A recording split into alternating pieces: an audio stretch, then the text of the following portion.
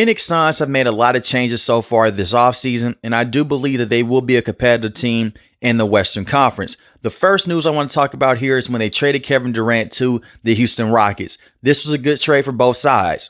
The Houston Rockets, they get a go-to scorer in the half court with KD. And you look at the Suns, they had to move off of KD and Bradley Beal. Now, in the perfect world, they will be able to keep D-Book and the same with Kevin Durant. But as soon as you made the trade for Bradley Beal, you limited yourself moving forward.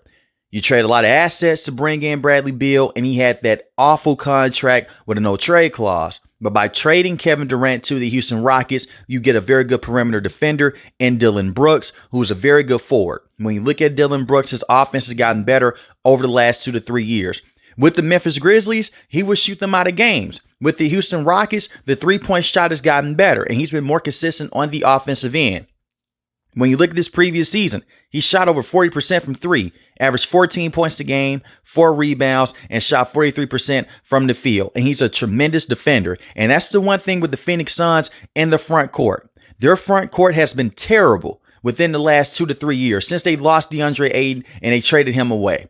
So when you look at it from that standpoint, that's a very good player that you're bringing back over from the Kevin Durant trade. You also bring in Jaylen Green. Now, Jaylen Green is not a bad basketball player. He's not a superstar either, but he is still young enough to grow and develop with the Phoenix Suns long term. He's 23 years old, averaged 21 points a game, 4 rebounds, 4 assists, shot 42% from the field. The three-point shot is a bit streaky at times, shot 35% from three. This is the problem with Jaylen Green. He was asked to be the go-to scorer with the Houston Rockets. They did not have a go-to guy. With the Phoenix Suns, they have a go-to guy in Devin Booker who can average 25 to 30 points on any given night. So now Jaylen Green will be that number 2 option, and it should open up the offensive game for Jaylen Green. He was very inconsistent with the Houston Rockets since the start of his career. But if he can be more consistent with the Phoenix Suns, he could be a very good player with this organization. And if it doesn't work out, it will be a team out there. They'll be willing to take a flyer on Jaylen Green, and you could trade him away. The only issue that you may run into with Jaylen Green and Devin Booker in the backcourt is the simple fact that Devin Booker in the past has not been a traditional point guard. That's why they signed CP3 many years ago. But that was so long ago. You now look at D-Book. He averaged 7 assists this previous season.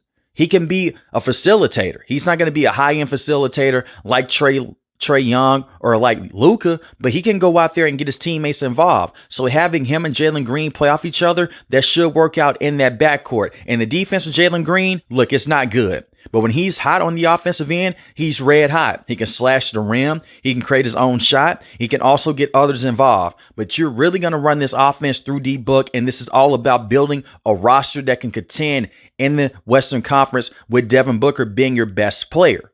And we all know that Devin Booker can help get a team to the NBA Finals. He did it many years ago with CP3, the same with DeAndre Ayton. Now, can he do it again? That's yet to be seen. And maybe I'm just a huge Devin Booker fan, but I still think that he is one of the better players in the NBA that you can build a roster around. And it wasn't his fault that they went out there and they traded for Kevin Durant. They traded Mikal Bridges to bring him in and numerous first-round picks. And you traded more picks to bring in Bradley Beal. You basically hurt your team long-term and for the short term. The problem that the Suns ran into, the defense was not good with KD, D-Book, and Bradley Beal being on the court. And the offense wasn't that great either. You would expect for those 3 players to go out there and have one of the best offenses in the NBA. And at points in times, it was, but it wasn't consistent enough. They went to the NBA playoffs a few years ago. They got knocked out the first round by the Timberwolves. Just this previous season, you missed the NBA playoffs, so it's time to move on. And that wasn't because of Devin Booker, who is a very good defender and is one of the best offensive players in the game.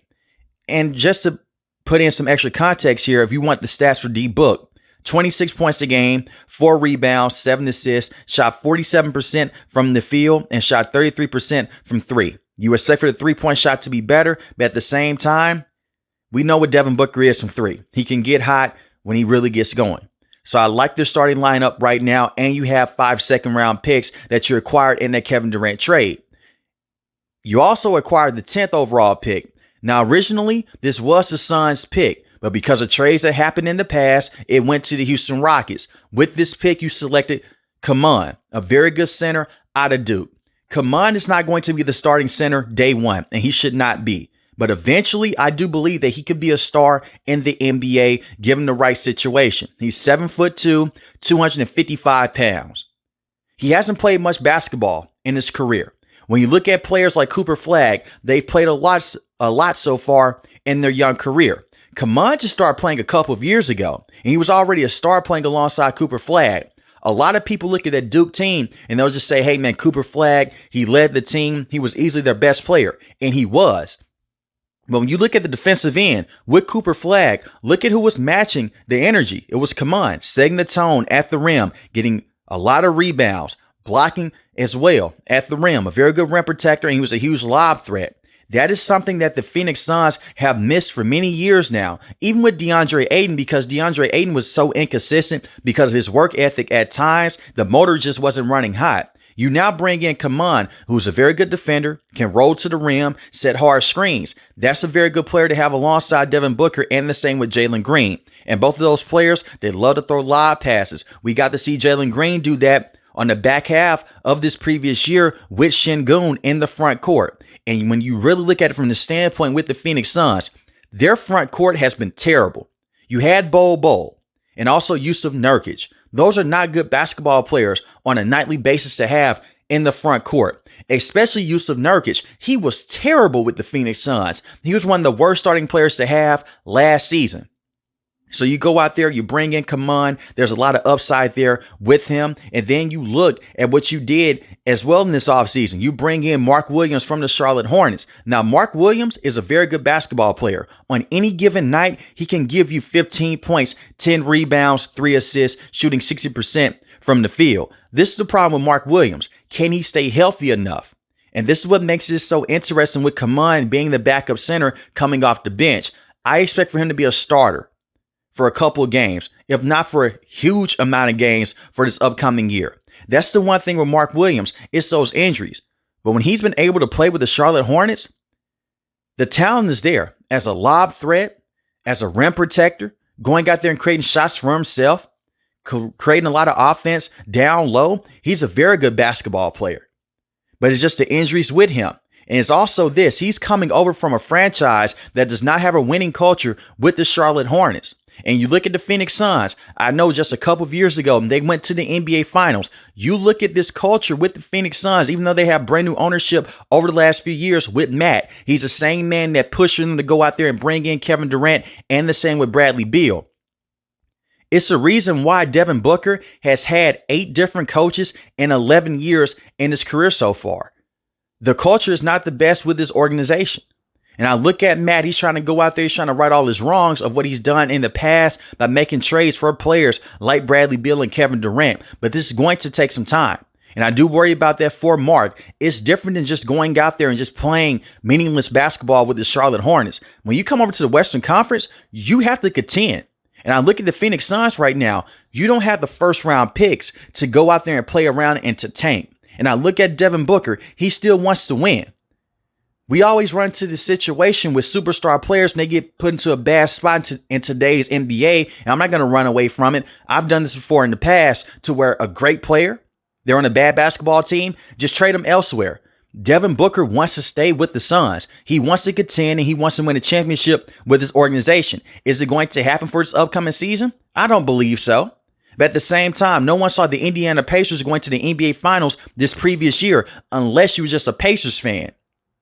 So anything can happen. The Western Conference is tough. But one thing that I know for sure, Devin Booker can get this team to at least a play-in tournament.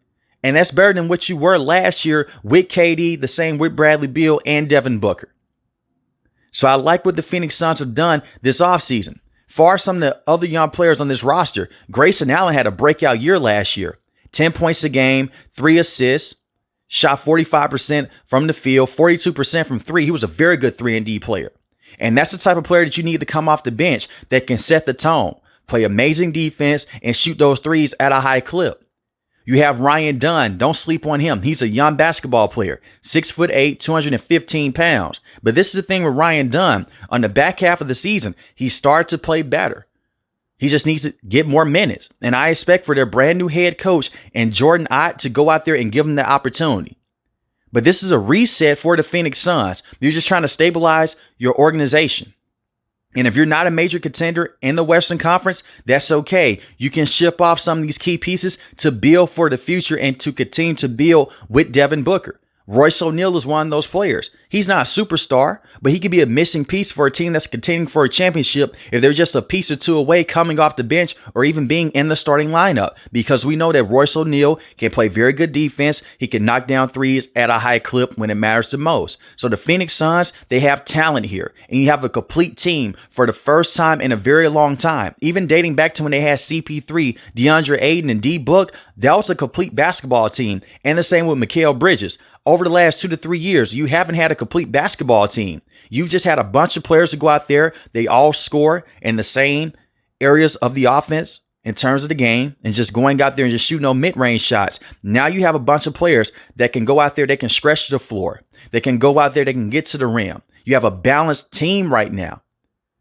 But let me know in the comment section below, how do you feel about the Phoenix Suns and the moves they've made so far this offseason? And I wouldn't be surprised if they did fire this coach after one season, but I hope that's not the case here. Give Jordan a lot of time. They didn't give Frank Vogel the opportunity. 1 year, he was fired. They got that man out of there within just one season, which is really crazy to think about. And did Mike Budenholzer the same way.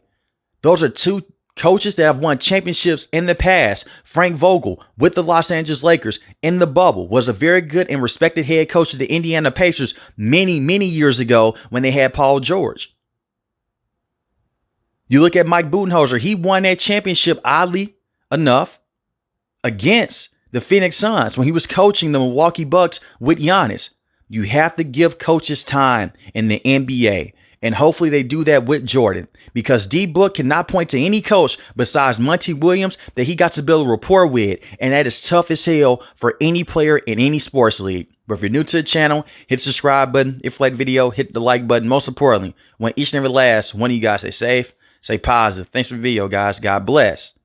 Peace.